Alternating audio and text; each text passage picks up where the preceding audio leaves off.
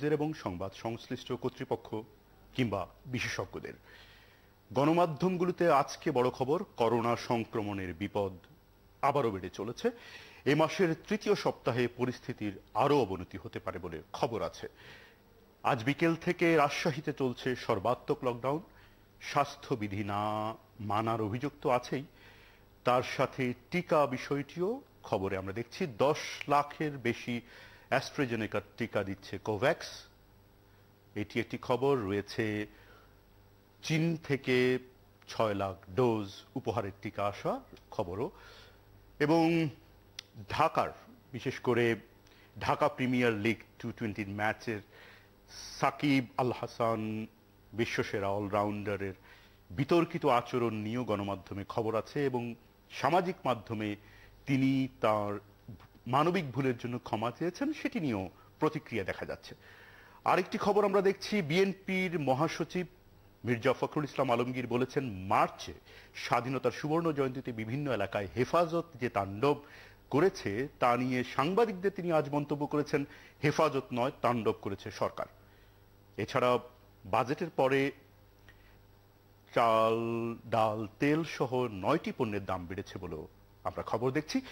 এইসব খবরের পর্যালোচনা করব এবং বিভিন্ন সময় আমরা যুক্ত করে নেব অতিথিদের। চলুন আজকের জার্নালে বিশ্লেষণ নিয়ে যারা পুরোটা সময় আমাদের সাথে আছেন তাদের সাথে প্রথমে পরিচিত হই। আছেন জহিরুল আলম, বার্তা প্রধান এনটিভি, আছেন সুভাষ সিংহ রায়, প্রধান সম্পাদক abnews24.com, এবং একই সাথে তিনি সাবেক সহসভাপতি বাংলাদেশ ফার্মেসি কাউন্সিল। আপনাদের দুজনকে স্বাগত জানাতে চাই, এবং দর্শক আপনাদের বলে রাখতে চাই যে আমরা খবরের পর্যালোচনা যেহেতু করি, ফলে সর্বশেষ খবর পোর্টালগুলোতে কি আছে একটু দেখে দিতে চাই। আমরা যদি দেখি পোর্টালগুলোতে কি খবর আছে, প্রথম আলো প্রথমে আমরা দেখতে পাচ্ছি, সেখানে একটি খবর দেখছি, করোনার উপসর্গ থাকা রোগীর চাপ, হাসপাতালের মেঝেতেও জায়গা নেই। এটি যশোর জেনারেল হাসপাতালের বিষয়ে খবর, এবং সেখানে আইসোলেশন ওয়ার্ডে কোনো শয্যা খালি নেই বলে খবর আছে।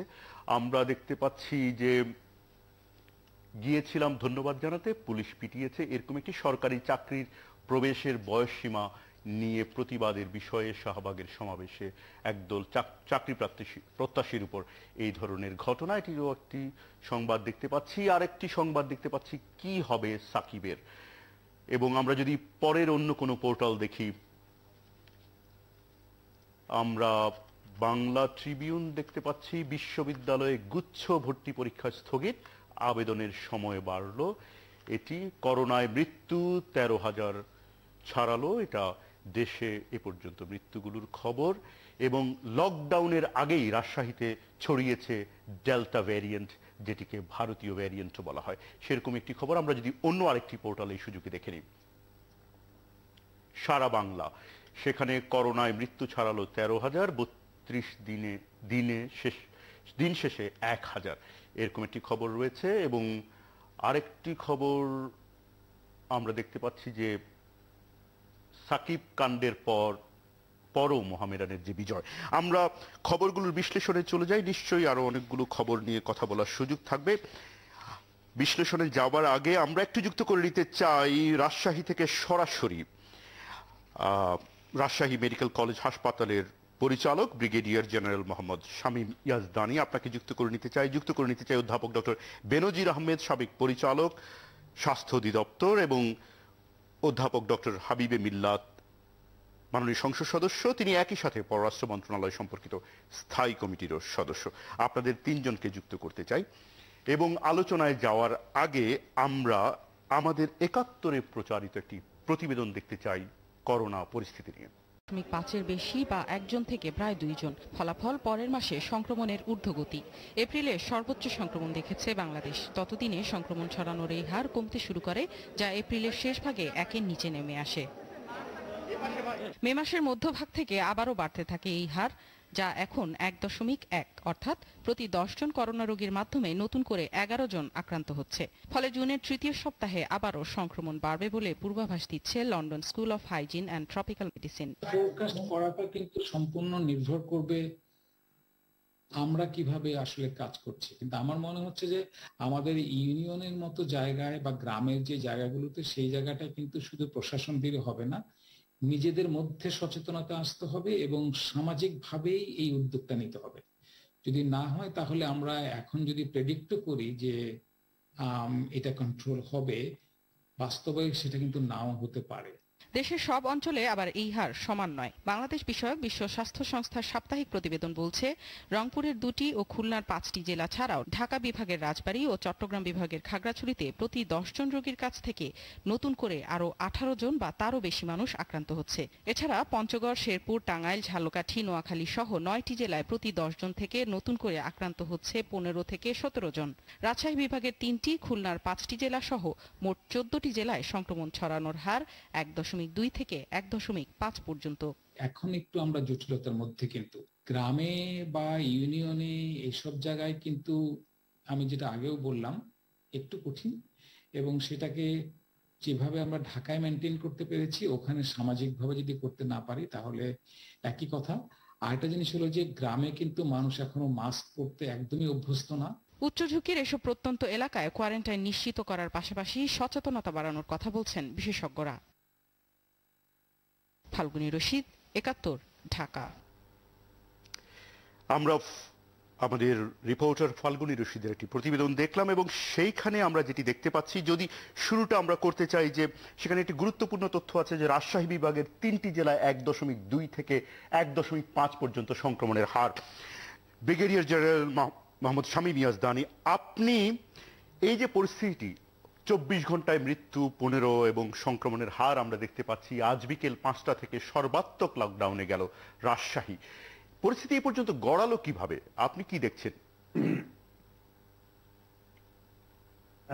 ধন্যবাদ। আসলে আমরা যদি একটু পিছনে যেতে হবে, আমরা আসলে দেখলাম যে গত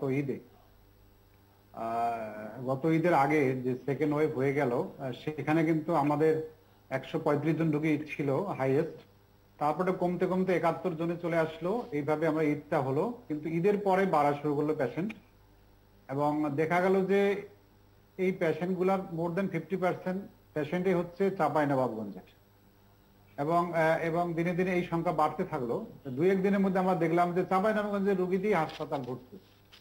তো তখন আমাদের মনে একটা ধারণা হলো যে চাঁপাইনবাবগঞ্জ এবং যেহেতু একটা সীমান্তবর্তী এলাকা, এবং রিসেন্টলি ভারতে একটা দেখা গেল যে একটা মানে ম্যাসিভ ওদের একটা ওয়েভ, মানে ম্যাসিভ ফ্যাটালিটি হলো, সেই হিসেবে ধারণা করা হচ্ছিল যে এই হয়তো এই যেটা ভাইরাস যেখানে আসছে সেটা মেবি ইন্ডিয়ান ভেরিয়েন্ট। সেইভাবে আমরা স্থানীয় প্রশাসন এবং ঢাকা যারা আছেন সংশ্লিষ্ট সবার সঙ্গে কথা বললাম এবং বললাম যে এই ইমিডিয়েট যদি এই চাঁপাইনবাবগঞ্জে আমরা এইটাকে স্টপ করতে না পারি, হয় স্বাস্থ্যবিধি দিয়ে অথবা স্ট্রিক্ট লকডাউন দিয়ে, নাহলে এটা ছড়ায় পড়বে। সেই হিসেবে এবং পাশাপাশি আমরা আইডিসি এর সঙ্গে কথা বললাম, সবাই বললো যে আপনি কিছু স্যাম্পল পাঠিয়ে দেন। আমরা 42টা স্যাম্পল চাঁপাইনবাবগঞ্জে পাঠিয়ে দিলাম আইডিসিআর এ, সেটা 20 তারিখে, 20 এপ্রিল। তো প্রায় 28 বা 29 তারিখে আমরা রেজাল্ট পেলাম যে হ্যাঁ, ওই 42টার মধ্যে 7টাতে পাওয়া গেছে ইন্ডিয়ান ভেরিয়েন্ট। পরবর্তীতে আবার আমরা কয়েকদিন আগে আমরা জানলাম যে কয়েকটা টেস্ট করা হয়েছে, এখানে 80% একটা ভেরিয়েন্ট পাওয়া গেছে, ইন্ডিয়ান ভেরিয়েন্ট। তো সেই হিসাবে এখন আমাদের একটা মোটামুটি বদ্ধমূল একটা ধারণা হয়েছে যে আমাদের এখানে যারা আছে, যেসব রোগী ভর্তি হচ্ছে তাদের বেশিরভাগই ইন্ডিয়ান ভেরিয়েন্ট। এখানে অন্য ভেরিয়েন্টও থাকতে পারে, যেহেতু এটা আসলে পরীক্ষা এখনো করা হয়নি, সেই হিসাবে শিওর করে বলা যাবে না। আর ডাক্তারদের সঙ্গে আমি যে কথা বলেছি যারা চিকিৎসার সঙ্গে জড়িত আছে, তাহলে ব্রিগেডিয়ার জেনারেল শামীম ইয়াজদানী, আমরা কি ধরে নেব যে ভারতীয় ভেরিয়েন্টের কারণেই পরিস্থিতি এরকম তীব্র ভয়াবহ হয়ে উঠেছে ওই এলাকায়? এটা আসলে আমাদের একটা ধারণার পক্ষে, আমরা বিভিন্ন মানে একটা যে সার্কামস্টেন্সিয়াল এভিডেন্স বা বিভিন্ন ঘটনার প্রেক্ষিতে, যেমন আপনি যদি ধরেন যে এর আগে কিন্তু ঢাকা থেকে করোনা ভাইরাস যেহেতু পেরিফেরিতে, কখনো কিন্তু পেরিফেরি থেকে ঢাকার দিকে আসেনি। তারপর মনে করেন সেকেন্ড ওয়েভে কিন্তু চাঁপাইনবাবগঞ্জের পেশেন্টই ছিল না। তারপর দেখা গেল যে আমরা ঈদের পরে, এবং এটা দেখা গেল যে একদম বর্ডার এলাকা থেকে রুগীগুলা মেনলি আসছে। তো চাঁপাইনবাবগঞ্জ জানেন যে একটা সীমান্তবর্তী এলাকা, সেই সব জায়গা থেকে রুগী আসে। সেই হিসাবে একটা মনে করেন যে ধারণা থেকে আমরা এটা ইনিশিয়ালি একটা করেছি যে এটা একটা ইন্ডিয়ান ভেরিয়েন্ট হতে পারে। কিছু পরীক্ষা করে তো কিছু রেজাল্ট পাওয়াও গেল। আচ্ছা, পরীক্ষা করে যেহেতু ফলাফল পাওয়া গেল, এইখানে জনাব সুভাষ সিংহ রায় আপনাকে যদি যুক্ত করি, তাহলে চাঁপাইনবাবগঞ্জে যখন প্রথম এই বিষয়ে শঙ্কা তৈরি হলো এবং আমরা দেখেছি যে সরকার 26 এপ্রিল থেকে সীমান্ত বন্ধ করলো, তারপরেও পরিস্থিতি যে এই জায়গায় গড়ালো, আপনি আপনার পর্যবেক্ষণে কি দেখেন? প্রশাসনের দুর্বলতা আছে ব্যবস্থা নেওয়ার ক্ষেত্রে? বিশেষ করে চাঁপাইনবাবগঞ্জে প্রথমে যদি আমরা লক করতে পারতাম, তাহলে এই পরিস্থিতি কি এই জায়গায় যেত? আপনাকে অসংখ্য ধন্যবাদ। সবার সুস্বাস্থ্য কামনা করছি। আমি আসলে খুবই চিন্তিত, প্রথমেই বলে রাখি। কেননা ব্রিগেডিয়ার জেনারেল শামীম ইয়াজদানির কথা অনুযায়ী আমি যদি ঠিক বুঝে থাকি, তাহলে আমাদের যেই মানুষগুলো ঈদ উপলক্ষে বাড়ি গিয়েছেন সেটা অতটা সংক্রমিত করেনি। আমাদের যে সীমান্তর যে ব্যবস্থাপনা, সেই ব্যবস্থাপনা দুর্বলতা আছে, বিশেষ করে চাঁপাইনবাবগঞ্জ এই এলাকাগুলোতে। আপনি যশোরের যে সীমান্ত ব্যবস্থাপনা আর চাঁপাইনবাবগঞ্জের সীমান্ত ব্যবস্থাপনা এক নয়। প্রাতিষ্ঠানিকভাবে যত মানুষ যান, তার চেয়ে বিভিন্ন পদ্ধতিতে তারা কিন্তু একেবারে ভিসা পাসপোর্ট ছাড়াই নানান রকম ব্যবসা বাণিজ্যের কারণে কিন্তু যোগাযোগের জায়গাটি আছে। আমার কাছে কেন যদি ভয় আছি যদি বলছি যে গত এক বছরে আমরা নানান ধরনের আলোচনা করেছি, ঢাকা, চট্টগ্রাম, নারায়ণগঞ্জ, সব বড় বড় শহর নিয়ে, গাজীপুর নিয়ে আমরা চিন্তিত ছিলাম এবং সে ব্যাপারে আমরা কথাও বলেছি। সরকার পদক্ষেপও নিয়েছে। কতটা যৌক্তিক হয়েছে, কতটা কার্যকরী হয়েছে সেটা আলোচনা ভিন্ন। কিন্তু এখন দেখছি যে আমাদের যে সীমান্তবর্তী এলাকা এবং জেলা শহরগুলোতে, এমনকি প্রত্যন্ত অঞ্চলেও যেভাবে ছড়িয়েছে, সেটা খুবই ভয়ের একটা কারণ হয়ে দাঁড়িয়েছে। আমি আগেও কয়েকটা জায়গায় বলেছি, সিয়াটল ভিত্তিক একটি প্রতিষ্ঠান যে institute for health metrics and evaluation, তারা মার্চ মাসে একটা প্রক্ষেপণ করেছিল যে মে মাসের মাঝামাঝি বাংলাদেশের পরিস্থিতি খুব ভয়ঙ্কর আকার ধারণ করবেন। এবং তারা যে প্রক্ষেপণ করেছিল সেটা কিন্তু আরো মারাত্মক, যে সারা বাংলাদেশে ৭৪,০০০ বেড লাগবে শুধুমাত্র এই রোগী সামলাতে। যে সেরকম পরিস্থিতি আমরা নিশ্চয়ই যাব না। কিন্তু আমাকে ভাবিয়ে তুলছে যশোরের যে সীমান্তবর্তী এলাকা, আমার জন্মস্থান যেহেতু যশোর, কিন্তু সীমান্তবর্তী এলাকায় যে সমস্ত খবর আমি পাই আমার পেশাগত সূত্র ধরে, আমি খুব আতঙ্কিত যে গ্রামে গঞ্জে সকলেই কিন্তু প্রতিটা বাড়িতেই প্রায় জ্বর, কাশি, সর্দি, এবং তারা কিন্তু কোনো টেস্ট করছেন না এবং টেস্ট করতে যেতে পারছেন না, এবং তাদের মধ্যে অনীহাও রয়েছে। মনে করছে যে তারা ভালো হয়ে যাবে, জ্বর কাশি হয়েছে। কিন্তু এই প্রবণতাটা গত ১ মাস আগেও ১৫ দিন আগেও ছিল না। এই সব মিলে আমার কাছে মনে হচ্ছে যে আমরা যেন আগে যেমন নিয়ে চিন্তিত ছিলাম, তার চেয়ে বেশি চিন্তিত এখন এই করোনাকালীন সময়ের এই পরিস্থিতিতে সীমান্তবর্তী এলাকায় সুভাষ সিংহ রায়, সীমান্তবর্তী এলাকায় বিশেষ করে আপনার ৩টি পর্যবেক্ষণ। একটি হলো সীমান্ত ব্যবস্থাপনায় দুর্বলতা দেখছেন, মানুষ টেস্ট করতে পারছে না কিংবা টেস্ট করতে অনীহা, এটিও আপনি দেখছেন। এইখানে যদি একটি জহিরুল আলম, আপনি বার্তা বিভাগ পরিচালনা করেন, আপনি কি দেখছেন নিউজ রুম থেকে? আপনার কাছে তথ্য কি? তাহলে ঝুঁকি কতটা বাড়ছে সীমান্তবর্তী এলাকায়? আমি তো দেখছি যে একটা প্রথাগত একটা ব্যবস্থাপনা দুর্বলতা। আমরা এটাকে বিশেষজ্ঞ হওয়ার প্রয়োজন নেই। যেভাবে আমাদের প্রতিবেশী দেশে যেভাবে এটাকে আক্রমণ করেছে, তার যে একটা ট্রিকল ডাউন অথবা তার যে ওয়েবে আমাদের সীমান্ত গলিয়ে এখানে সেটাকে শুরু থেকে মে মাস থেকে টের পাওয়া যাচ্ছিল। এবং সেই অনুযায়ী যে সীমান্ত ব্যবস্থাপনা আশা আমরা করেছিলাম, যে একটা শক্ত একটা পদক্ষেপ আশা করেছিলাম, আমাদের যে গতানুগতিক যে ব্যবস্থাপনাগত যে দুর্বলতা এবং সমন্বয়হীনতা, তারই একটা কনসিকুয়েন্স কিন্তু ধীরে ধীরে আমরা এখন দেখতে পাচ্ছি। সবসময় আমরা করে এসেছি যে যেভাবে সীমান্ত মুখে যেভাবে বলা হচ্ছে, কাগজে কলমে যেভাবে বলা হচ্ছে, সীমান্তের ব্যবস্থাপনা মোটেও সেরকম ছিল না। ইনফর্মাল ওয়েতে আপনার প্রচুর মানুষ আসা যাওয়া করে, এটা সবাই জানে। তো সবাই যদি জানে, তাহলে সীমান্তবর্তী জেলাগুলোতে সেই অনুযায়ী একটা কঠোর ব্যবস্থা বা পদক্ষেপ করা গিয়েছিল এবং নেওয়া উচিত ছিল। সেটা তো আমরা সবাই জানি। এটা ঢাকা থেকে শুরু করে জেলা প্রশাসন পর্যন্ত সবাই বিষয়টা জানার পরেও আমরা কিন্তু যতক্ষণ পর্যন্ত না আমরা এটা একটা অবনতি আমরা প্রত্যক্ষ করছি, তার আগ পর্যন্ত কিন্তু আমাদের ঘুম ভাঙে না। অনেকটা সেই ভানু বন্দ্যোপাধ্যায়ের মতো, আপনার ওই আমরা শুধু দেখছি, এই দেখছি পর্যায়ে প্রতিদিন একটা ব্লেসিংস অথবা একটা আশীর্বাদ আমাদের মধ্যে আছে, যে করোনা যেভাবে অন্যান্য দেশগুলোতে আক্রমণ করেছে, যেভাবে হানা দিয়েছে, আমরা কোনো না কোনো আশীর্বাদে, হ্যাঁ আমরা এটাকে আমাদের ব্যবস্থাপনাগত সাফল্য হিসেবে হয়তো দেখাতে পারি, কিন্তু আমি মোটেও মনে করি না যে এটা ব্যবস্থাপনা সাফল্যের কোনো ফল। এটা হচ্ছে এক ধরনের ব্লেসিংস ইন ডিসগাইজ, যে কোনো কারণে হোক। কিন্তু প্রতিবেশী দেশে যখন এটা আপনার এভাবে ছড়িয়ে পড়েছে এবং যে মুহূর্তে এটা রাইজিং, সেখানে কিন্তু কন্টেইনমেন্টে যাচ্ছে না, তারা কন্টেইনমেন্ট হয়নি, সেখানে ক্রমশ কিন্তু মৃতের সংখ্যা বাড়ছে, আক্রান্তের সংখ্যা বাড়ছে। তো আমি বলবো যে সীমান্তে যে পদক্ষেপ নেওয়ার কথা ছিল, যে উচিত ছিল, সেগুলো মুখে মুখে আমরা বলেছি, কিন্তু কার্যকর করার ক্ষেত্রে আমি খুবই সীমিত আমি কার্যকর হতে দেখেছি। যদিও আপনি দেখেন এখানে রাজশাহী যে আপনার জনাব শামীম ইয়াজদানি কথা বলছিলেন, ওনারা কিন্তু যে একটা চিকিৎসাগত যে আপনার চিকিৎসা দেওয়ার যে প্রস্তুতি, উনি কিন্তু বেশ কিছুদিন আগেও আপনাদের ৭১ জানুয়ারি যুক্ত হয়েছিলেন।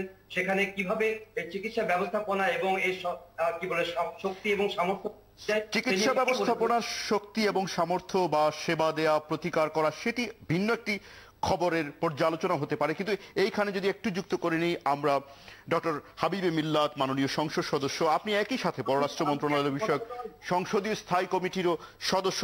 আপনার কাছে যেটি একটি বড় অভিযোগ হচ্ছে যে আমাদের আন্তর্জাতিক হেলথ রেগুলেশন বাস্তবায়ন করা সীমান্তে বিশেষ করে গত ১ বছরও এই বিষয়ে মনোযোগ হয়নি। আজকেও খবরের পর্যালোচনায় সুভাষ সিংহ রায় এবং একই সাথে জহির আলম একই কথা বলছেন যে আসলে যে রেগুলেশনটা কার্যকর করার কথা ছিল, বিশেষ করে স্ক্রিনিং এবং স্বাস্থ্যকেন্দ্র করা, সেটি হয়নি, এটিও খবর।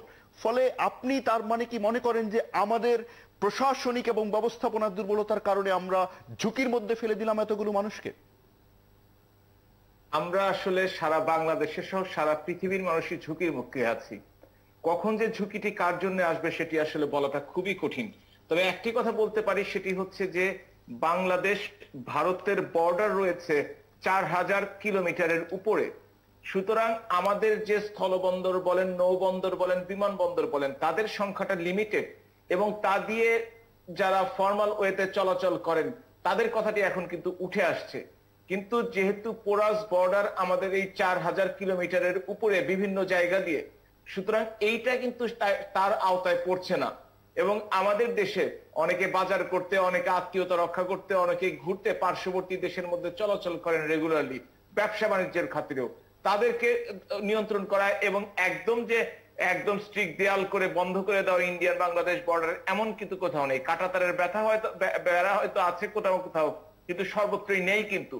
সুতরাং চলাচল জনগণ এদিক দিয়েই অনেককে চলাচল করে, সেটা আমরা অফিসিয়ালি আনঅফিসিয়ালি জানি। সুতরাং এটা একটি দিক অবশ্যই খেয়াল রাখতে হবে তাদের দিকে। দ্বিতীয়টি হচ্ছে ফর্মাল চ্যানেলগুলোতে কিন্তু বেশ স্ট্রিক্ট ব্যবস্থা নেওয়া হয়েছে। ৩ থেকে ৪,০০০ ট্রাক ঢুকছে স্থলবন্দরগুলো দিয়ে, সেখানে ড্রাইভারকে শুধুমাত্র ঢুকতে দেওয়া হচ্ছে, তার অ্যাসিস্ট্যান্টকেও বাসে থাকতে দেওয়া হচ্ছে না। এবং সে যদি তাকে খাবার নিয়ে ঢুকতে বলা হচ্ছে তুমি ট্রাকেই বসে থাকো এবং কাজ শেষ হলে ট্রাকটা নিয়ে ফেরত চলে যাও। এবং সাথে সাথে যদি সেদিনে আনলোড করতে না পারে, নেক্সট ডেতে তাকে ফিরে আসার জন্য বলা হচ্ছে বর্ডার দিয়ে। কিছু করা হচ্ছে, কিন্তু করোনা সংক্রমণের জন্য যে ব্যবস্থা এই ঘনবসতিপূর্ণ দেশে, সেটা কতটুকু সম্ভব? এবং আমরা যদি সচেতন না হই সকলে মিলে, তাহলে সত্যিকার অর্থেই এটা একটা কঠিন ব্যাপার হয়ে যাবে, যেটা চোখের। ডক্টর হাবিব মিল্লাত, জি একটু ইন্টারভিউ করে। হাবিব মিল্লাত ভাই, সেটা হচ্ছে যে আপনি ফর্মাল যে ওয়েতে আসা যাওয়া বা যে মুভমেন্ট সেটার কথা বলেছেন, কিন্তু ফর্মাল ওয়েতে যে বন্ধগুলোতেই আমাদের মানুষজনের আসা যাওয়া হয়েছে, সেখানেও আমরা মনে করি না যে প্রপার স্ক্রিনিং হয়েছে। এবং যারা এখানে এসেছেন তাদেরকে যে কোয়ারেন্টাইন যে গাইডলাইন্স এন্ড পলিসি এবং যে এনফোর্সমেন্ট, সেটা আমরা কিন্তু যথাযথভাবে কার্যকর হতে দেখি নাই। এদেরকে যেখানে তাদের কোয়ারেন্টাইন করার কথা ছিল সেটা তো করা হয়নি, তাদেরকে বিভিন্ন ডিস্ট্রিক্টে ছড়িয়ে দেওয়া হয়েছে এবং তারা সেখানে প্রপার কোয়ারেন্টাইন গাইডলাইন মেনেছেন কিনা, মানতে পেরেছেন কিনা, সেটা কিন্তু আমরা কেউই নিশ্চিত নই। এখানে বড় ধরনের দুর্বলতা। আমি একটু যোগ করতে চাই। জি, সুভাষ সিংহ রায়, যোগ করুন। আমি একটু যোগ করতে চাই, একটি লাইন। যেহেতু আমার জন্মস্থান যশোর, আমি ওখানকার যে খোঁজ খবর রাখি, গত 2 মাসে কিংবা 2.5 মাসে, আমি যদি ভুল বলে থাকি জহির ভাই আমাকে সংশোধন করে দেবেন, এ পর্যন্ত 5,500 মানুষ যারা ভারতে চিকিৎসার জন্য গিয়েছিলেন তারা আটকে পড়েছিলেন। এবং ভারতের বাংলাদেশস্থ যে ডেপুটি হাই কমিশনার বিশেষ কলকাতা, তাদের এনওসি নিয়ে তারা কিন্তু এখানে এসেছেন এবং সেই করোনা সার্টিফিকেট নিয়ে এসেছেন, যেটাকে বলে আরটিপিসিআর সার্টিফিকেট, নেগেটিভ সার্টিফিকেট নিয়ে এসেছেন। এবং এই 5,000 মানুষকে কোয়ারেন্টাইনে রাখার ক্ষেত্রে যশোরের যে প্রশাসন, তারা কিন্তু দক্ষতার পরিচয় দিয়েছে, আমি এটা নির্দ্বিধায় বলতে পারি। এবং আপনি জানেন যে মাঝখানে একটা দুর্ঘটনা ঘটেছিল, 14 জন সদর হসপিটাল থেকে পালিয়ে গেছিল, তাদেরকে আবার ধরে এনে কন্টাক্ট ট্রেসিং করে তাদেরকে সেই জায়গায় মান্যতার জায়গায় আনা হয়েছে।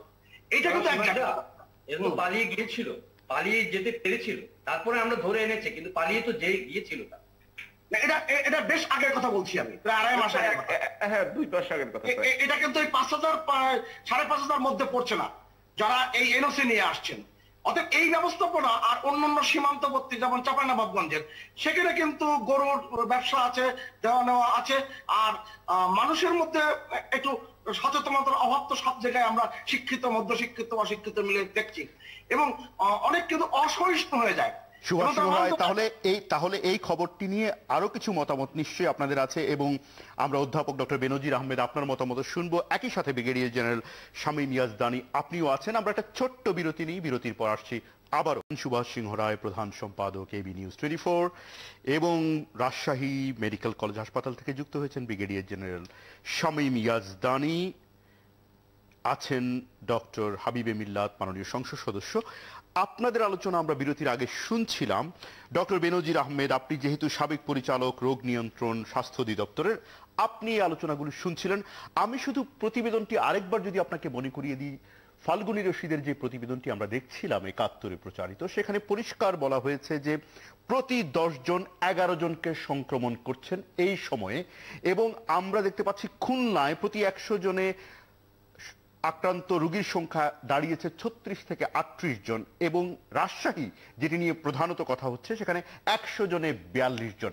পরিস্থিতির এই যে ভয়াবহ দিক, আপনি কি দেখেন? আসলে কি আমরা হেলথ রেগুলেশন বলে যা বুঝি সেটি এক্সিকিউট করতে পারছি?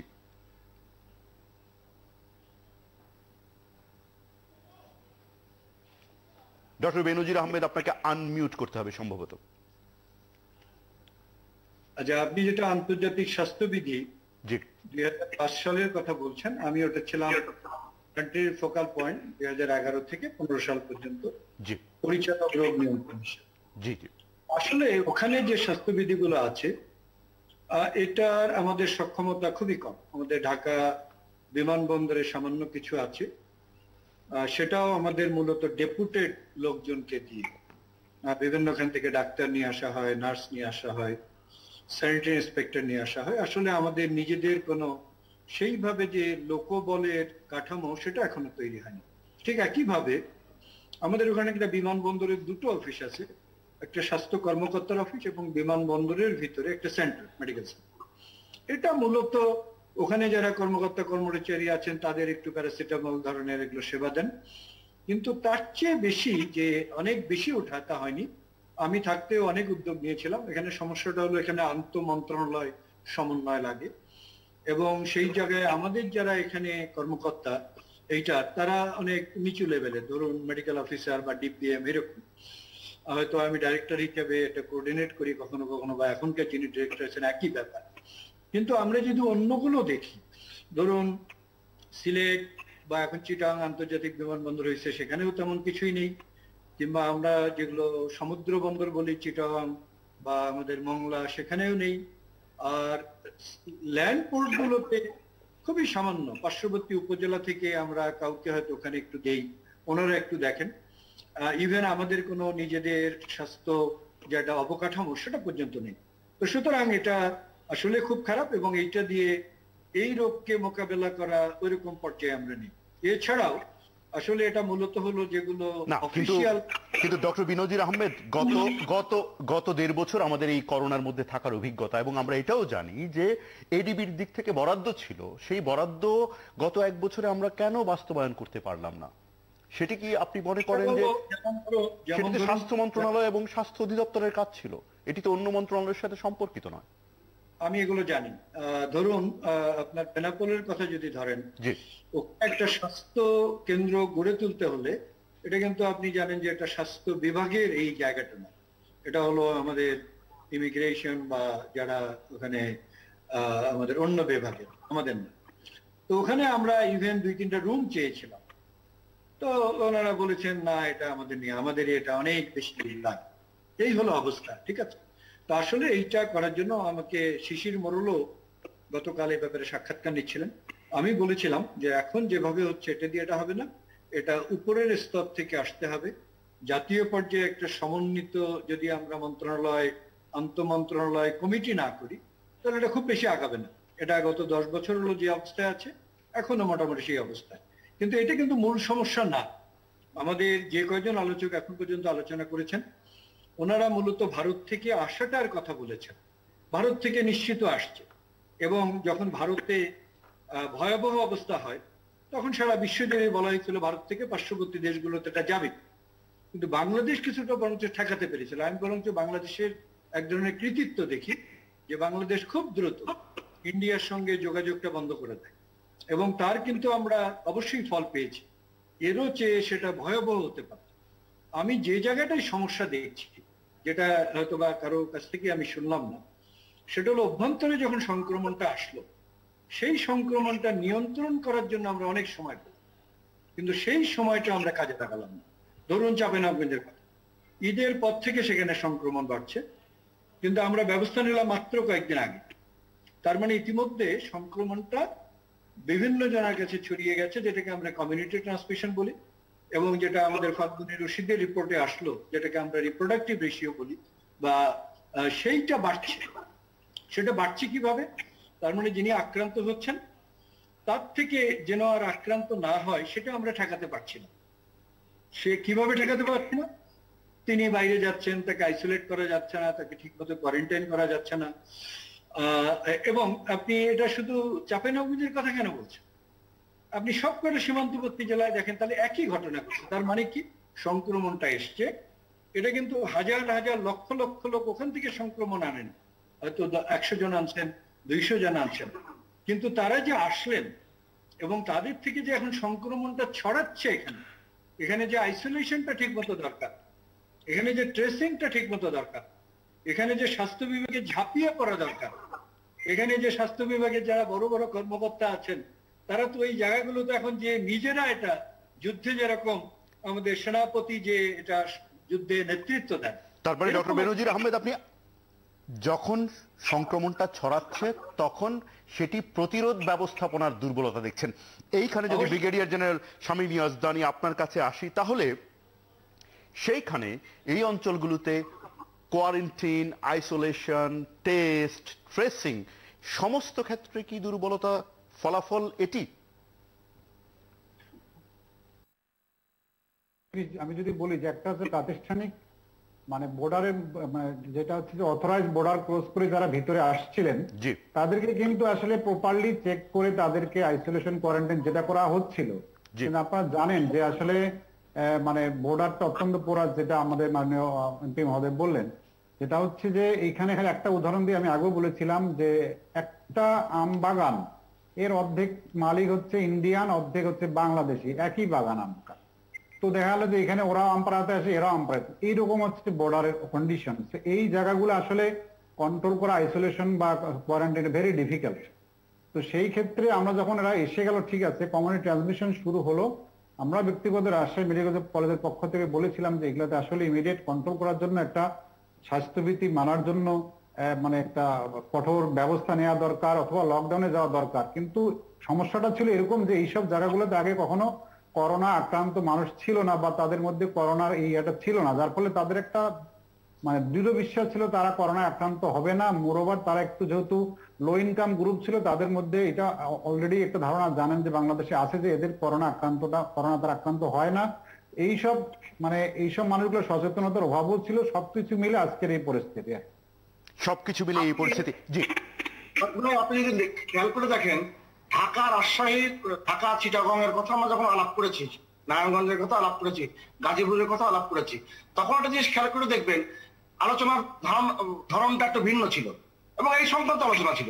কিন্তু সেখানে আমরা যারা অচিহ্নিত যে রুগীগুলো, সেই রুগীগুলো কিন্তু মোটা কেউ কেউ ভালো হয়ে গেছেন এবং তাদের হার্ড ইমিউনিটি অর্জন করে গেছেন, যে কারণে ঢাকা কিংবা নারায়ণগঞ্জ কিংবা গাজীপুর কিংবা চিটাগং যেভাবে এক ধরনের নিয়ন্ত্রণ করা গেছে, আমার ধারণা সীমান্তবর্তী শহরগুলোতে এটা নিয়ন্ত্রণ করার ভিন্নতা পদ্ধতি বের করতে হবে। না, ভিন্ন পদ্ধতির মধ্যে সুভাষ সিংহরা এইখানে যদি একটু করে ডক্টর হাবিবি মিল্লাত, মাননীয় সংসদ সদস্য, আপনাকে যুক্ত করে যেটি বুঝতে চাচ্ছি যে এই যে আজকে 11ই জুন, আমার যদ্দূর মনে আছে ৭১ মঞ্চে ৫ই জুন কারিগরি পরামর্শক কমিটির সভাপতি ডক্টর শহীদুল্লাহ তিনি পরিষ্কার বলেছিলেন যে রাজশাহীকে দেশের অন্যান্য অঞ্চলের থেকে আলাদা করে বিশেষ লকডাউন তখনই ১ সপ্তাহ আগে তিনি প্রস্তাব করেছিলেন।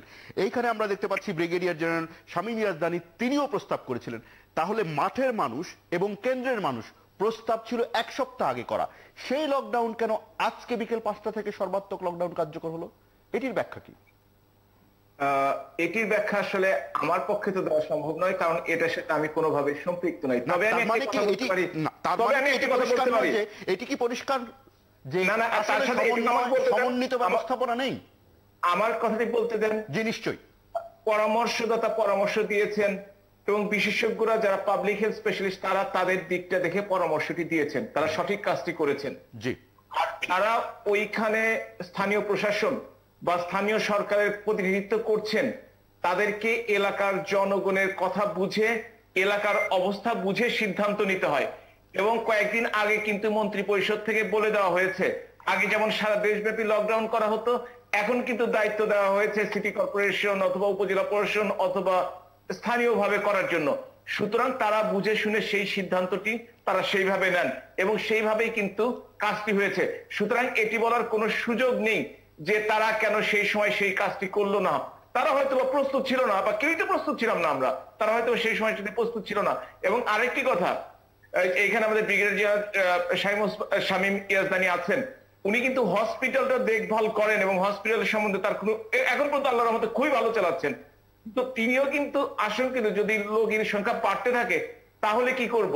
এবং ডাক্তাররা কিন্তু জীবনের ঝুঁকি। আর একটা কথা বলি, সেটি হচ্ছে ঢাকার কথা বা ঢাকার আশেপাশের কথা যে বলা হয়েছে, এই যে ভ্যাকসিনেশন প্রোগ্রামটি হয়েছে আমাদের যে গণটিকাদান কর্মসূচি, তাতে কিন্তু ঢাকা শহরের ৩০ লক্ষের লোক বেশি লোক টিকা দিয়েছে। আর হার্ড কমিউনিটি তো যেটা ইনফেকশন হয়েছে সেটা তো আছেই। এই জন্য হয়তো বা ঢাকার মানুষজন বা ঢাকার আশেপাশের মানুষজন ভালো আছে। মফস্বল শহরগুলোতে কিন্তু টিকার প্রভাবটা কম, টিকা দেওয়াও হয়েছে কম এবং মানুষ টিকা নেওয়ার আগ্রহ কম ছিল। সেই দিক দিয়ে বিবেচনা করলে হয়তো টিকা না পাওয়ার কারণে হয়তো তাদের সংক্রমণটা বেশি হচ্ছে। আমাদের এই টিকা না দিলে মৃত্যুর হার, সিরিয়াস সংক্রমণ হয়, সেগুলো সবই আমরা জানি। সুতরাং এইটার সমীকরণ আসলে এক শব্দে এক অর্থে বা একটা সেন্টেন্সে শেষ করা যাবে না। আমি যোগ করি, আমি ক্লাস 6-এ থাকতেই আমার শিক্ষক শিখিয়েছিলেন একটি বাংলা শব্দ, প্রত্যুৎপন্নমবধিতা। অর্থাৎ তাকে ওই সময় তাকে দ্রুততার সাথে বুদ্ধি খাটাতে হয়। যেমন দেখেছি এই জেলা শহরে রাজশাহীতে, সেখানে টিসিবির পণ্য নিতে গেলে তাকে টেস্ট করে অ্যান্টিজেন টেস্ট করে আসতেও তাকে তার টিসিবির প্রোডাক্ট দেওয়া হচ্ছে। এটা কিন্তু খুবই গুরুত্বপূর্ণ। এইভাবে প্রশাসনিক কর্মকর্তা যদি নিজের বুদ্ধি খাটানোটা এটা যদি খুব প্রয়োগ করে, এটা কিন্তু খুবই কাজে দেয়। আমি একটু যুক্ত করতে চাই, শামীম ইয়াজদানি সাহেব এখানে আছেন। আমার মনে হয় এক্সাক্ট আমি ডেট বলতে পারবো না, মাসখানেকেরও বেশি সময় আগে উনি আপনাদের ৭১ জানুয়ারি এসেছিলেন এবং তখন আমি ওনাকে জিজ্ঞাসা করেছিলাম যে আপনাদের যে পথ নির্দেশ বা পথ নকশা কি ভবিষ্যতের যে কোনো ঝুঁকি বা হুমকি মোকাবেলা করার জন্য। সেই আমি এই আমাদের বেনজির সাহেব যে কথা বললেন আমরা হয়তো ডিফারেন্ট ভাষায় বলেছি, কিন্তু আমাদের সুর একই, যে সংক্রমণ নিয়ন্ত্রণের জন্য যে ব্যবস্থাপনাগত কি বলছে উদ্যোগ দরকার ছিল, মুখে মুখে এগুলো অনেক আলোচনা হয়েছে। কিন্তু যখন কারিগরি কমিটি বলে যে ঢাকার সঙ্গে কিংবা রেস্ট অফ দ্য কান্ট্রির সঙ্গে রাজশাহীকে, চাঁপাইনবাবগঞ্জকে বা সীমান্তবর্তী জেলাগুলোকে ডিসকানেক্ট করে দিতে হবে, ডিড উই ডু দ্যাট? আমরা তো সেটা করি না। আমরা শুধু ওই যে বললাম সময়ের ১ পর অসময়ের ১০ পর আলোচনা হচ্ছে। সাংবাদিক জহিরুল আলম, এখন যে ধরনের সংবাদগুলো গণমাধ্যমে আসছে তাতে তো বোঝাই যাচ্ছে যে আমাদের ব্যবস্থাপনার দুর্বলতা কিংবা সিদ্ধান্ত কার্যকর করার, পরামর্শকে কার্যকর করার দুর্বলতা আছে। একটু করে যেহেতু ডক্টর হাবিবে মিল্লাত মাননীয় সংসদ সদস্য টিকার বিষয়টি তুললেন, জহিরুল আলম আপনার কি মনে হয় যে হঠাৎ করে আমরা গত বেশ কিছুদিন ধরে গণমাধ্যমে আর এই আলোচনাটা হতেই দেখছি না, আমরা এই যে অক্সফোর্ড অ্যাস্ট্রাজেনেকার টিকা সেরাম থেকে ৩ কোটি পাওয়ার কথা ছিল, ভারত আর টিকা দেবে না, এই সিদ্ধান্ত আমরা জানি গণমাধ্যমের, কিন্তু এটি নিয়ে আর কোনো আলোচনা নেই। এটি কি মনে হয় আপনার? এটি নিয়ে আলোচনা নাই, এটা কিন্তু একটা বোধগম্য কারণই নাই। কারণ সেরাম যে পরিস্থিতির মুখোমুখি হয়েছে, আসলে এখানে সেরামও কিন্তু এখানে ক্রিপল হয়ে আছে। সেরাম তার যে প্রতিশ্রুত যে টিকা উৎপাদনের যে ব্যবস্থাপনা, সেখানে সিরাম নিজেও কিন্তু একটা বিপদের মধ্যে পড়েছে। বিকজ ইন্টারন্যাশনাল পলিটিক্স আছে, এখানে যুক্তরাষ্ট্র থেকে যে টিকার উপকরণ পাওয়ার কথা, যে কাঁচামাল পাওয়ার কথা, সেখানে তাদের রপ্তানি নিষিদ্ধ আছে, নানা প্রক্রিয়াগত ত্রুটি আছে। আমার মনে হয় যে শুধুমাত্র তাদেরকে মানে দায়ী করে আমাদের এই সমস্যার সমাধান হবে না, বাস্তবতাটা আমাদের উপলব্ধি করতে হবে। আমার মনে হয় ভ্যাকসিন নিয়ে একটা গ্লোবাল ডিপ্লোমেসি চলছে, এবং এখানে আমি মনে করবো যে আই হোল্ড দি কি বলছে মানে গ্লোবাল পাওয়ার্স, বিশেষ করে যুক্তরাষ্ট্র এবং অন্যান্য দেশগুলোকে আমি অ্যাকাউন্টেবল করব। সুতরাং এখানে আমার মনে হয় যে টিকা সংগ্রহ করার জন্য যদি দেরিতে হলো, আমাদের সরকারি ডিপ্লোমেসি শুরু হয়েছে, কিন্তু এটা এখনো আনসার্টেন পর্যায়ে আছে। দেরিতে হলো সরকারের ডিপ্লোমেসি শুরু হয়েছে, এটি আপনার পর্যবেক্ষণ। এইখানে ডক্টর হাবিবে মিল্লাত, মাননীয় সংসদ সদস্য, এই যে অ্যাস্ট্রাজেনেকা 10 লাখেরও বেশি ডোজ আসার কথা কোভ্যাক্সের আওতায়, এটি আমরা আশ্বাস হিসেবে এখনো সংবাদে দেখছি, কিন্তু পররাষ্ট্রমন্ত্রী নিজেই বলছেন সময়টা জানেন না, কারণ কেউ সময় বলছে না। একটু ধারণা দিতে পারবেন? কারণ তিনি যখন বলেছেন, তিনি তখন কিন্তু ঢাকা থেকে দেশের বাইরে যাচ্ছিলেন, এয়ারপোর্টের যে কথাটি বলেছেন, কিন্তু পরবর্তী সময়ে আসে যে আমরা 10,600,000 টিকা পেতে যাচ্ছি খুব শীঘ্রই, এবং খুব শীঘ্রই মানে খুব শীঘ্রই। আর দ্বিতীয়টি হচ্ছে যে চায়নার সাথে যে এগ্রিমেন্টের ব্যাপারটি, সেটি কিন্তু এগিয়ে চলেছে। একদিনে তো আসলে এগ্রিমেন্ট করা সম্ভব নয়, সেটিও এগিয়ে চলে। সেটা হলে 50 লক্ষ এই মাসের শেষের দিকে বা আগামী মাসের প্রথম দিকে, এবং পরবর্তী 3 মাস 1.5 কোটি পাওয়ার সম্ভাবনা আছে। অন্যদিকে আপনি দেখেন ইংল্যান্ড থেকে আজকে কিন্তু একটা বড় নিউজ হয়েছে, সেটিতে বলা হয়েছে যে ইংল্যান্ডে যে টিকাগুলো জমে আছে, সেই টিকাগুলো বাংলাদেশ সহ অন্যান্য দেশগুলোকে তারা অতি দ্রুত অ্যাস্ট্রাজেনেকার ভ্যাকসিন গুলো দিবেন তারা। আর সাথে সাথে আজকেও যোগাযোগ হয়েছে বিভিন্ন জায়গায়, এবং সবাই স্বাস্থ্য মন্ত্রণালয়ের যোগাযোগ হচ্ছে, সেটি হচ্ছে স্পুটনিক ভির ব্যাপার রাশিয়ার সঙ্গে। আমরা জানি যে সারা দুনিয়ায় এটির অভাব রয়েছে। আমরা যে 1,10,00,000 মতো ভ্যাকসিন এ পর্যন্ত পেয়েছি, ছোট ছোট দেশ নেপাল ভুটানের কথা চিন্তা করলে কিন্তু এরকম 15টি দেশে কিন্তু এই ভ্যাকসিন দিয়ে সবার ইমিউনিটি করে দেওয়া যেত। কিন্তু আমাদের দেশের চাহিদাটা বেশি। আমাদের কোভ্যাক্সের ভ্যাকসিন পাওয়ার কথা ছিল 6,80,00,000 টাকা, কিন্তু 6,80,00,000 ডোজ, কিন্তু সেটা না পাওয়ার কারণেই কিন্তু আমাদের এটি হয়েছে। আমরা শুনছি যে অক্টোবর নভেম্বর থেকে পাবো। আমরা যদি এই 10 লক্ষ পাই, সাথে যদি 50 লক্ষ করে 3 মাস আনতে পারি, তারপরেই কিন্তু আমাদের চালু হয়ে যাবে। আমাদের অপেক্ষা করতে হবে, সারা পৃথিবীর সবাই অপেক্ষা করছে। আপনি একমত হবেন কিনা জানি না। ঠিক আছে, এখন আমরা যে উদ্যোগগুলো নিচ্ছি, বিভিন্ন মাল্টি সোর্স থেকে আমরা টিকা সংগ্রহ করাচ্ছি, কিন্তু এর আগে যখন সিরামের সঙ্গে এককভাবে যখন টিকা সংগ্রহের প্রক্রিয়াগুলো হয়েছিল, কেন আমরা একক সোর্সের উপর নির্ভর করে আছি? কেন আমরা মাল্টি সোর্সের প্রথম থেকে কেন মাল্টি সোর্সিং এ যায়নি, সেটি আপনার কি পর্যবেক্ষণ? আমি এই আলোচনা একটা মিনিট কথা বলবো শুধু, কেন যায়নি? জি, কেন যায়নি? একটা কারণ হচ্ছে যে আমরা বাংলাদেশের ড্রাগ অ্যাডমিনিস্ট্রেশন, ওই যে সুভাষ সিংহ রায়, উনিও ভালো জানবেন যে শুধুমাত্র যে সমস্ত টিকাগুলো WHO থেকে রিকগনিশন পায়, সেগুলোই বাংলাদেশে আমরা রিকগনাইজ করি। বাংলাদেশের এইটাই কিন্তু সেই সময়তেই একটি, পরবর্তীতে 2টা টিকা রিকগনিশন পেয়েছিল। তারপরে জনগণের স্বার্থ চিন্তা করেই কিন্তু এই ড্রাগ অ্যাডমিনিস্ট্রেশন চায়নার এবং রাশিয়ার একটি করে ভ্যাকসিন অনুমোদন দিয়েছে WHO দেওয়ার আগেই, এবং পরবর্তী 2 দিন পরে WHO চায়না ভ্যাকসিনকে রিকগনিশন দেয়, এবং আজকে পর্যন্ত স্পুটনিক ভি কে দেয় নাই, কিন্তু জনস্বার্থ বিবেচনা করে আমরা কিন্তু দিয়েছি। জনস্বার্থ বিবেচনা করে আপনারা এখন মাল্টি সোর্সিং এ গেছেন। অধ্যাপক ডক্টর হাবিবে মিল্লাত, মাননীয় সংসদ সদস্য, আপনাকে ধন্যবাদ। ডক্টর বেনজির আহমেদ, আপনাকেও ধন্যবাদ। এবং রাজশাহী মেডিকেল কলেজ হাসপাতাল থেকে যুক্ত হয়েছিলেন ব্রিগেডিয়ার জেনারেল শামীম ইয়াজদানি, আপনাদের 3 জনকে ধন্যবাদ জানাতে চাই।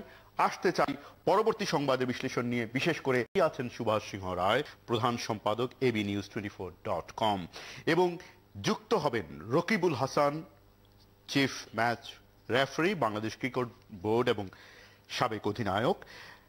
যুক্ত হবেন আরিফুল ইসলাম রনি, জ্যেষ্ঠ ক্রীড়া প্রতিবেদক, bnews24.com। আপনাদের 2 জনকে স্বাগত জানাতে চাই।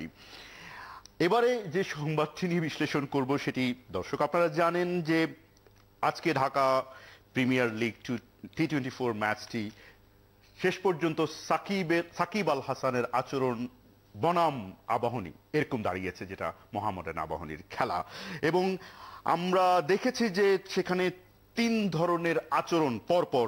প্রথমবার লাথি মারেন সাকিব আল হাসান স্ট্যাম্পে, একটু পরে স্ট্যাম্প তুলে তিনি আছাড় মারেন, তার কিছু সময় পরে মাঠ ছেড়ে যাওয়ার সময় তিনি অশালীন ভঙ্গি করেন গ্যালারির দিকে, যেটা আমরা দেখতে পাচ্ছি খেলার যে ভিজুয়াল আমাদের হাতে আছে। আমি একটু আরিফুল ইসলাম রনি, সাংবাদিক, আপনার কাছে যেতে চাই। আপনি মাঠে ছিলেন আজকে এবং আপনি দেখেছেন খেলা, আপনি ঘটনাগুলো আপনার সামনে ঘটেছে। একটি প্রশ্ন করতে চাই, তারপর আপনি যদি আপনার মতামতগুলো দেন। সেটি হলো, এই যে আমরা দেখতে পেলাম যে এই যে উনি যে এলবিডব্লিউর জন্য আপিল করলেন সাকিব আল হাসান, অন্তত 7 থেকে 10 সেকেন্ড তো এটার সিদ্ধান্ত নিতে রেফারি সময় নেন। আমরা দেখতে পাচ্ছি 3 থেকে 4 সেকেন্ডের মাথায় তিনি স্ট্যাম্পে লাথি মারলেন আপিল করার পর। ঠিক এইটি কেন করলেন? মানে এটি কি টেম্পারামেন্টের কোশ্চেন, নাকি এটা কোনো কৌশল ছিল? ঘটনাটি আসলে কি? দেখুন, ঘটনাটা কি এটা তো আসলে বলা মুশকিল, কিংবা তার মাথায় কি ছিল, তার ভাবনা কি ছিল।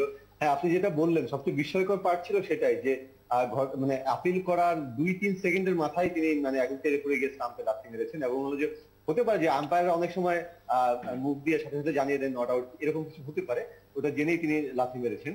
আপনি টেম্পারামেন্টের কথা বলছিলেন, এটা হিট অফ দ্য মোমেন্টে অনেক সময় হতে পারে, যদিও কোনোভাবেই এটা জাস্টিফাইড না, কোনো অবস্থাতেই না, কোনোভাবেই এটা হতে পারে না। অনেক সময় আমরা দেখি যে ব্যাটসম্যানরা যখন আউট হয়ে যান, সাময়িক হতাশায় ওই স্ট্যাম্পে হয়তো ব্যাট দিয়ে মেরে দেন, কিংবা অনেক সময় কিকও করেন, ওটা হলো আউট হয়ে যাওয়ার হতাশায়। কিন্তু এভাবে আম্পায়ারিং ডিসিশন নিয়ে এভাবে তেড়ে ফুড়ে গিয়ে লাথি মারা আসলে কখনোই কোনোভাবেই গ্রহণযোগ্য নয়। কিন্তু টেম্পারামেন্টের ব্যাপারটা যদি থাকতো, হিট অফ দ্য মোমেন্টের ব্যাপার থাকতো, যদি একবারই হতো, ইনস্ট্যান্ট হয়ে গেছে, হয়ে গেছে। পরের ওভারে আমরা যেটা দেখলাম, তিনি যখন আম্পায়াররা মাঠকর্মীদের ডাকছিলেন খাবার নিয়ে আসার জন্য, বৃষ্টি পড়ছিল, ওই সময় তিনি কিন্তু বেশ আস্তে আস্তে আম্পায়ারের দিকে এগিয়ে যান, কোনো একটা কিছু নিয়ে তাদের তর্ক ছিল, তখন তিনি 3টা স্টাম্প একসঙ্গে তুলে আসার মানে, এটা কিন্তু হিট অফ দ্য মোমেন্ট না।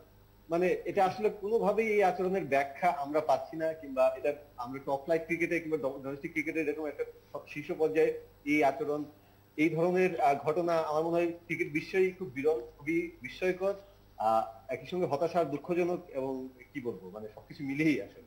আচ্ছা, এইখানে যদি রকিবুল হাসান, আমি আশা করি যে নিশ্চয়ই সাংবাদিক জহিরুল আলম এবং সুভাষ সিংহ রায় আপনারাও যুক্ত করতে পারেন আপনাদের মতামত।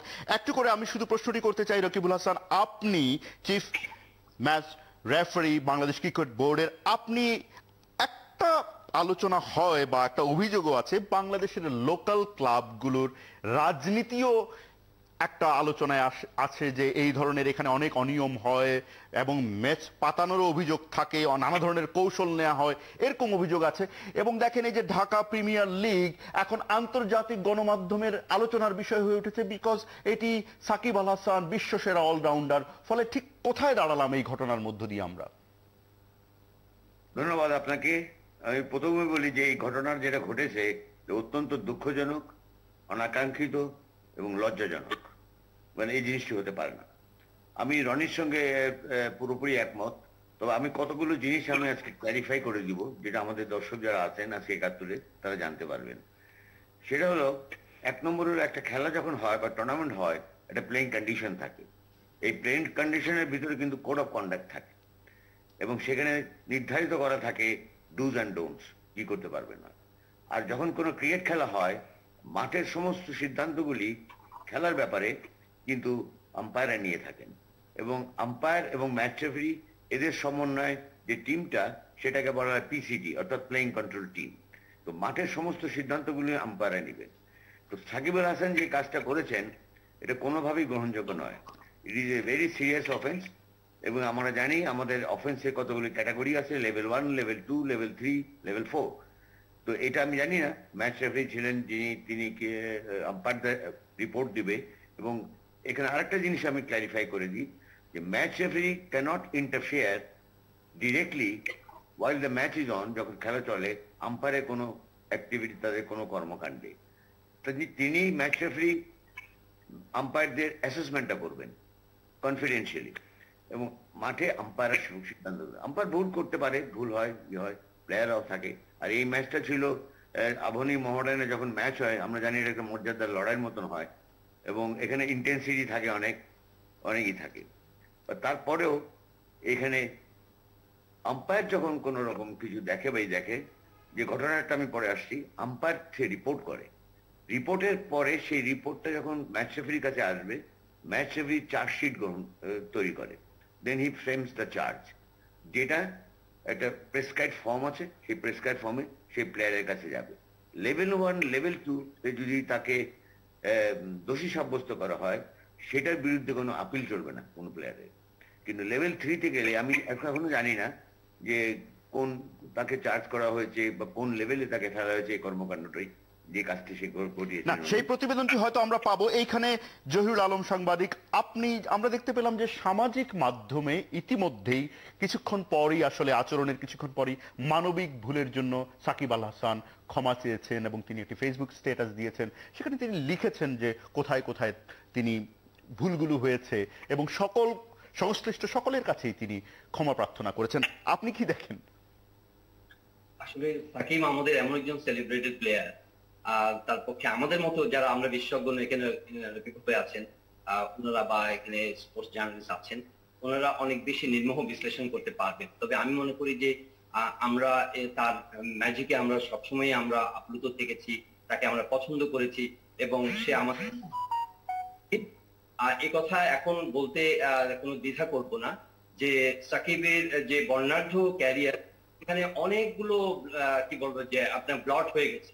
সাকিব শুধু আজকের ঘটনাটি আপনি বিশেষভাবে আলোচনায় এনেছেন, কিন্তু আমরা যদি লুক ব্যাক যে 2014 সাল থেকে এখন পর্যন্ত এই 7-8 বছরে এমন অনেকগুলো কাণ্ড সাকিবকে ঘিরে হয়েছে, সাকিব করেছেন। এখানে ফেসবুকে স্ট্যাটাস দিয়ে উনি আজকে ক্ষমা চেয়েছেন, দুঃখ প্রকাশ করেছেন, এই নতুন নয়। এর আগেও ওনার সেই গ্যালারিতে অঙ্গভঙ্গি থেকে শুরু করে আইসিসি থেকে শুরু করে সেলফি তোলা থেকে শুরু করে তারপরে ওনার বিভিন্ন ধরনের কি বলে কর্মকাণ্ড থেকে শুরু, এগুলো নিয়ে বিতর্ক উনি তৈরি করেছেন। আমার মনে হয় যে কাইন্ড অফ কি বলে কোনো ডিস্টারবেন্সেস ওনার মধ্যে কাজ করছে কিনা এবং এ ধরনের একজন উঁচু মানের খেলোয়াড়ের বারবার কেন এই ধরনের আচরণগুলো খেলার মাঠে হচ্ছে, এগুলো একটু সিরিয়াসলি খতিয়ে দেখা দরকার, সিরিয়াসলি দেখার প্রয়োজন আছে বলে আপনি দেখছেন। সুভাষ সিংহ রায়, আপনার মন্তব্য। আসলে রকিবুল হাসান ভাই এখানে আছেন, মানে ক্রিকেট সম্বন্ধে তার সামনে বলাটা খুব কঠিন, কিন্তু ক্রিকেট একটা জেন্টেলম্যান গেম। তার মানে এটা নয় যে অন্য খেলাগুলো জেন্টেলম্যান গেম না, কিন্তু ক্রিকেটকে বলা হয়, এই ক্রিকেটের জনক হচ্ছেন বলা হয় স্যার ডব্লিউ.জি. গ্রেস।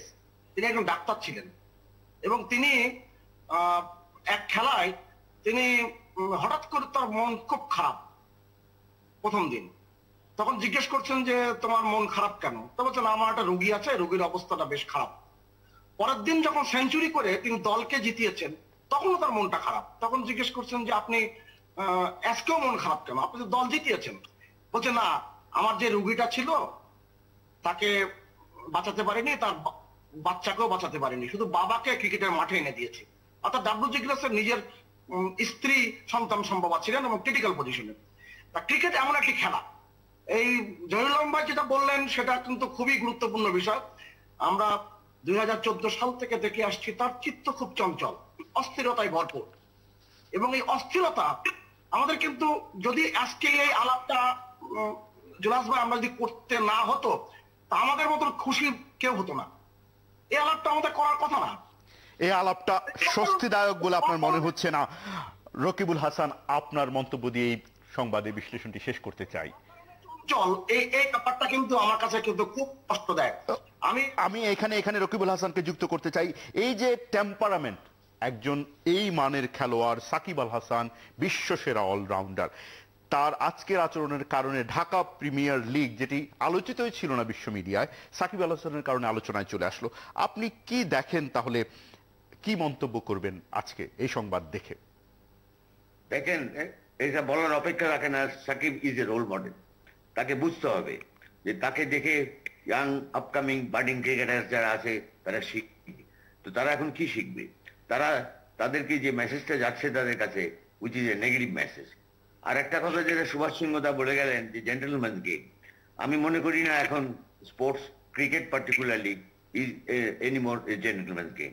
যখন নাকি ক্রিকেট কমার্স হয়ে গেছে, এত কোটি কোটি টাকা যেখানে চলে আসছে, সেখানে কিন্তু প্রত্যেকেই যার যার অবস্থান থেকে নিজেকে মেলে ধরতে চায় এবং at any cost they want to prove that they are right, others are wrong, but which is totally wrong.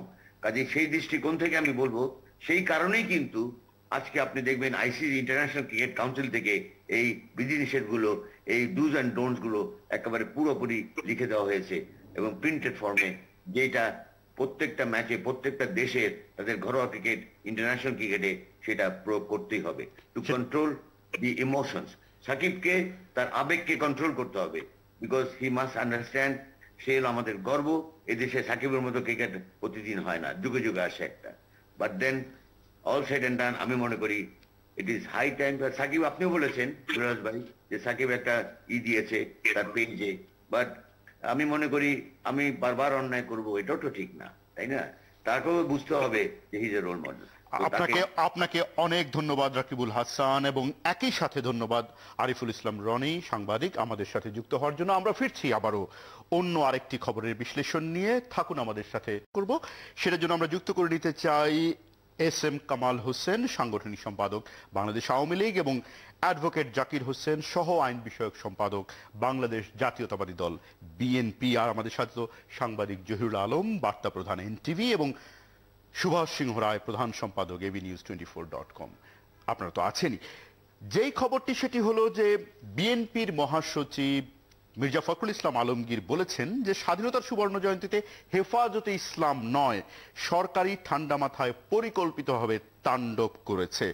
আমি যদি একটু এস এম কামাল হোসেন আপনার কাছে খবরটি নিয়ে জানতে চাই যে আপনি কি দেখছেন। তিনি অভিযোগ করেছেন যে সাংবাদিকদের কাছে বলেছেন যে তিনি একেবারেই একমত নন যে এটি হেফাজতের তাণ্ডব, বরং এটি সরকার করেছে এবং হেফাজতের নাম দিয়েছে। শুনেন, এখানে বিএনপির, আমি জাকির সাহেবের করতেছি না, বিএনপির যদি মির্জা ফখরুল সাহেব বা রিজভী সাহেব বা আলাল সাহেব আসতো তাহলে উত্তরগুলো ভালো দেওয়া যায়। আমি একটু বলি আর কি।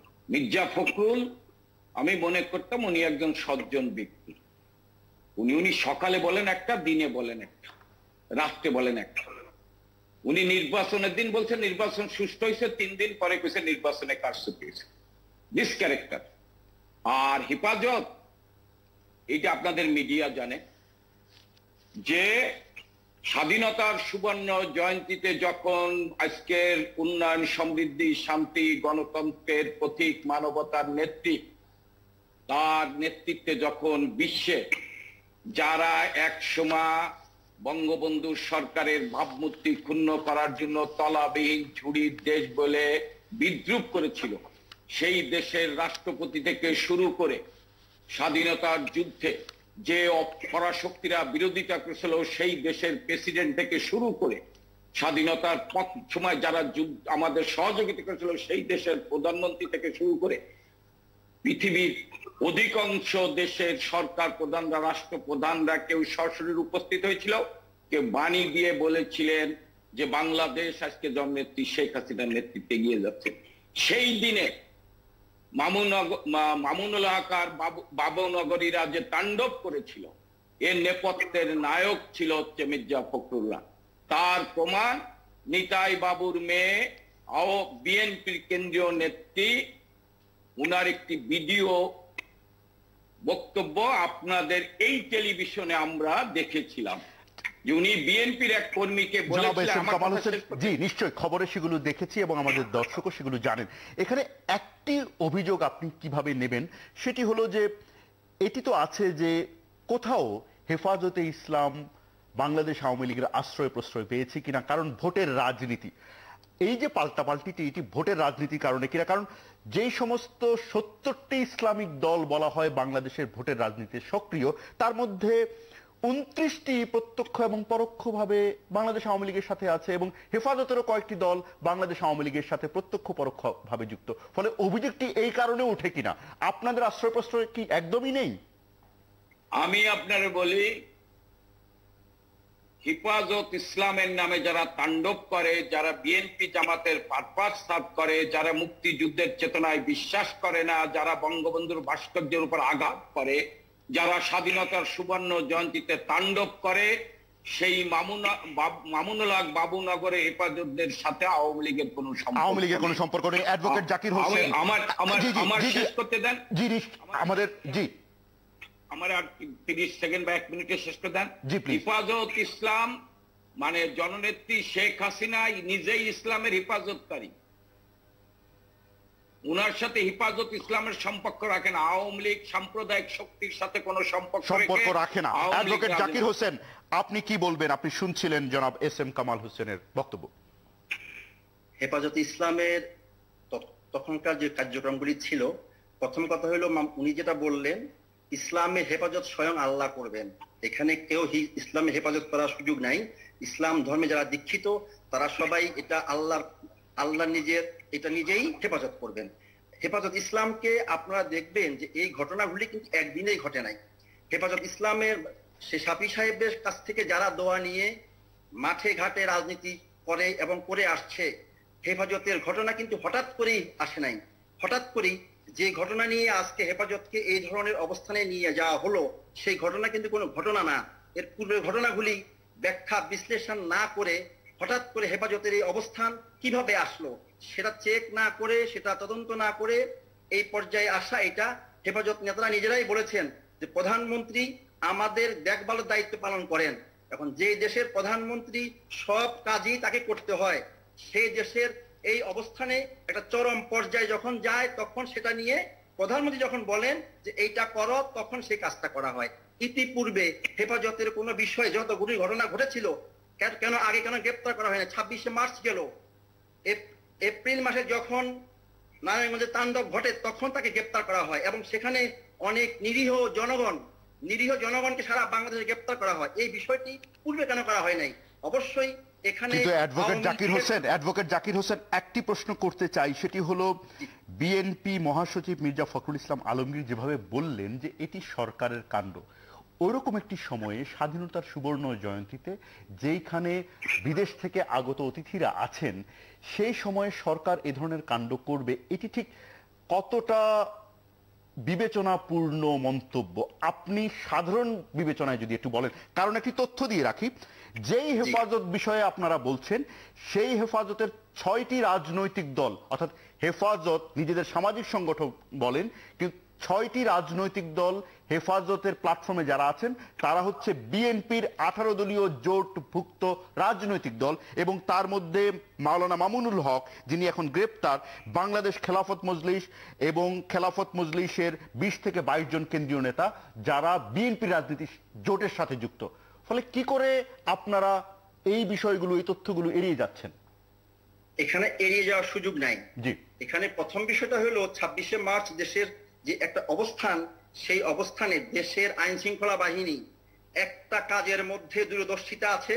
একটা কাজ করতে পারলে প্রধানমন্ত্রী খুশি হবেন, প্রধানমন্ত্রী যদি খুশি হয় সবার ভাগ বাটোয়ারা, কোনো প্রবলেম হবে না। সেই কারণেই দেশের এমন একটা অবস্থানের মধ্যে হেফাজতের মতো লোক ব্যক্তিরা কিভাবে দেশে এই ধরনের নৈরাজ্য তৈরি করে, অবশ্যই মির্জা ফখরুল সাহেব সেই দৃষ্টিকোণ থেকে বলেছেন যে কিভাবে সম্ভব বাংলাদেশে যদি একটা সুই সরকারের বিরুদ্ধে বিরোধী দল যদি একটা সুইয়ের মতো আচরণ করে, সেখানে লক্ষ লক্ষ নেতা কর্মী গ্রেপ্তার, মামলা হামলা গুম হয়ে যায়, আর সেখানে হেফাজতের মতো একটা প্রতিষ্ঠান, একটা ধর্মীয় রাজনীতি যারা করে তারা একটা দেশের এই পজিশন করেছে, কিভাবে সম্ভব? অবশ্যই সরকার সেখানে পৃষ্ঠপোষকতা করেছে। এই কারণে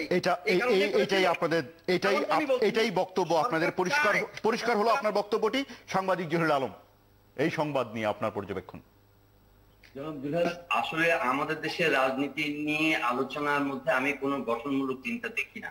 রাজনৈতিক বিতর্কের মধ্যে কোনো গঠনমূলক চিন্তা নেই। এখানে পুরোটাই ধূম্রজাল দেখি, যে যার অ্যাঙ্গেল থেকে, যে যার অবস্থান থেকে এটার একটা ব্যাখ্যা দেয়, এবং কেউই এটার যে আইডিওলজিক্যাল যদি বা এটার লজিক্যাল যদি কোনো একটা অবস্থান থাকে সেটাকে কেউই গ্রহণ করতে চায় না। ছোট একটা উদাহরণ দেই, যে আপনার ফরাসি প্রেসিডেন্টকে থাপ্পড় মেরেছিলেন একজন, সেখানে আমি দেখলাম যে ফরাসি মানে সবগুলো রাজনৈতিক দল পার্লামেন্টে এটাকে নিন্দা করেছে, এবং এভাবে একজন প্রেসিডেন্টকে আক্রমণ করার পক্ষে কেউ নয়। কিন্তু বাংলাদেশে আপনি কোনো লজিক্যাল স্ট্যান্স কিন্তু কোনো পার্টির পাবেন না। আপনি হেফাজতের অবস্থান নিয়ে এখানে যদি আপনি সাধারণভাবে বলতে চান, যেখানে দুদিকেই কিন্তু I can hold accountable both the parties. যারা আজকে কথা বলছেন যে এখানে সরকার দায়ী তাণ্ডবের জন্য, তারাও কিন্তু সময় মতো কিন্তু তাদের অবস্থান কিন্তু আমরা পরিষ্কার হতে দেখিনি।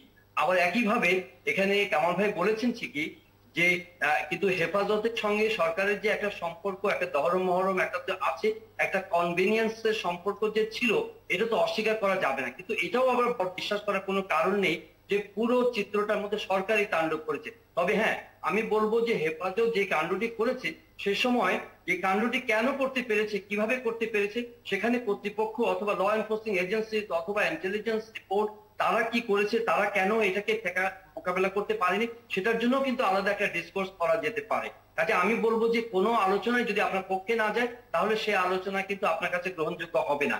এটি একটা ধূম্রজাল আমাদের রাজনৈতিক বিতর্ক নিয়ে। সুতরাং মির্জা ফখরুল সাহেব বলেছেন সেটা তার একান্ত পার্টি অবস্থানগত ভাবে বলেছেন এবং হি হোল্ড অ্যাকাউন্টেবল দ্য গভর্নমেন্ট, কিন্তু একই সঙ্গে ওনাদের নিজের যে দায়বদ্ধতা, ওনাদের যে নিজের অবস্থান এবং অতীতের কর্মকাণ্ড এবং দায়িত্বশীলতা, সেখানেও কিন্তু আমি কিন্তু খুব কার্যকর কোনো চিন্তার প্রতিফলন কিন্তু দেখি না। এইখানে সুভাষ সিংহ রায় আপনার মন্তব্যটি নিতে চাই, বিশেষ করে সাংবাদিক জহিরুল আলম যে কথাটি বলছিল, এই যে ব্রাহ্মণবাড়িয়ায় যে কাজটি হলো, এই যে আমাদের পাবলিক লাইব্রেরি, তারপরে উস্তাদ আলাউদ্দিন খাঁ সঙ্গীতাঙ্গন, ভূমি অফিস, এই যে সারাদিন ধরে যে দুদিন ধরে প্রায় যে তাণ্ডব চললো, এটি কি করে চললো আসলে আইন শৃঙ্খলা বাহিনীর সামনে? চোখ করি বঙ্গবন্ধুর মোরাল জি নিশ্চয়ই। তাহলে কোথাও কি প্রশ্রয় ছিল, নাহলে এটা ঘটলো কি করে? আমি একটা কথা খুব স্পষ্ট করে বলি, 91 সালে যখন বিএনপি রাষ্ট্র ক্ষমতা এসেছিল, আমি খুব দ্রুত শেষ করব, তখন স্বাধীনতার 25 বছর পূর্তি হলো। তার আগে আপনি খেয়াল করে দেখবেন 96 সালে যখন পূর্তির সময়টা আসলো, তখন আওয়ামী লীগ রাষ্ট্র ক্ষমতায় আসার পরে 25 বছর রজত জয়ন্তী পালন করেছে। আমরা খুব ভালো করে জানি ইয়াসির আরাফাত থেকে শুরু করে নেলসন ম্যান্ডেলা এবং তুরস্কের তখনকার প্রেসিডেন্ট এসেছিলেন। তার মানে কি আপনি 25 বছর পূর্তি অনুষ্ঠান পালন করেননি ক্ষমতায় থেকেও, তেমন 50 বছরের পূর্তি অনুষ্ঠান কিন্তু আপনি পালন করছেন না। আপনি মদত জুগিয়েছেন, আশকারা দিয়েছেন। পূর্ণেন্দু পত্রে একটা কবিতার লাইন আছে যে বাজে কথার আড়াল, বাজে কথার অজুহাত। আপনি যতই যারা বলেন না কেন, এই যে একজন অ্যাডভোকেট মানুষ, তিনি আইন বিষয়ক সম্পাদক, তিনি এমন একটি শব্দ প্রয়োগ করলেন, লুটপাট এবং বিভিন্ন শব্দায়ন, এইটা তো কোনো টকশোর ভাষা হতে পারে না। আমি খুব স্পষ্ট করে মনে করি, যারা 50 বছর পূর্তি অনুষ্ঠান না করে, স্বাধীনতার রজত জয়ন্তী অনুষ্ঠানকে বুকে ধারণ না করে যারা হামলা করেছেন ভূমি অফিসে, যারা হামলা করেছেন শিক্ষা প্রতিষ্ঠানে, যারা হামলা করেছেন নানান রকম প্রাতিষ্ঠানিক জায়গায়, তাদের তো প্রশ্রয় দেওয়ার কোনো সুযোগ আসে না। 5ই মে কি ঘটেছিল মির্জা ফখরুল স্যার কি বলতে পারবেন? 5ই মেতে সমাবেশে কি বক্তৃতা হয়েছিল এবং তার পরবর্তীতে বেগম খালেদা জিয়া কি বক্তৃতা দিয়েছিলেন? আসেন ঢাকাবাসী সব নেমে আসেন, এদের পাশে অবস্থান করুন। কথা অনেক বলা যাবে, রাজনীতি কৌশল, রাজনীতির ব্যবস্থাপনা সব নিয়ে আমরা ভাষণ দিতে পারবো, কিন্তু বাস্তবতা এই বাংলাদেশের এই যে আশকারা রাজনীতি, বিশেষ করে যারা জঙ্গিবাদকে প্রশ্রয় দেয়, তাদের বিরুদ্ধে বাংলাদেশের জনগণকে ঐক্যবদ্ধ হতে হবে। মির্জা ফখরুল ইসলাম আলমগীর যতই বিএনপি নেতৃবৃন্দ বলুক না কেন, শাক দিয়ে কিন্তু মানুষ দেখা যাবে না। আপনাকে অনেক ধন্যবাদ জনাব সুভাষ সিংহ রায়, একই সাথে ধন্যবাদ বার্তা প্রধান এনটিভি সাংবাদিক জহুরুল আলম, এবং আমাদের সাথে শেষ সময়ে গভীর রাতে যুক্ত হয়েছেন এস.এম. কামাল হোসেন, সাংগঠনিক সম্পাদক বাংলাদেশ আওয়ামী লীগ, এবং অ্যাডভোকেট জাকির হোসেন, সহ আইন বিষয়ক সম্পাদক বিএনপি। জনাব কামাল হোসেন, আপনি বোধহয় একটি শেষ মন্তব্য করতে চাচ্ছিলেন। আমি মন্তব্য করতে চাই, উনি যেটা বললেন লুটপাট, লুটপাটের মূল হোতা তো উনাদের নেতা। 18,000 কোটি টাকা লুটপাট করে নিয়েছেন ইত্তেফাকের নিউজ, এবং মার্কিন রাষ্ট্রদূত বলেছিলেন, জেমস মরিয়েটি বলেছেন, সন্ত্রাস, দুর্নীতি এবং চাঁদাবাজের প্রতীক হচ্ছে সাবেক প্রধানমন্ত্রী বেগম খালেদা জিয়া। আচ্ছা, আবারও আমরা রাজনীতির আলোচনার মধ্যে, নিশ্চয়ই আপনার মন্তব্যটি আমরা শুনেছি। আমরা শেষ করতে হবে 71 জার্নাল। সবাইকে যুক্ত হওয়ার জন্য ধন্যবাদ।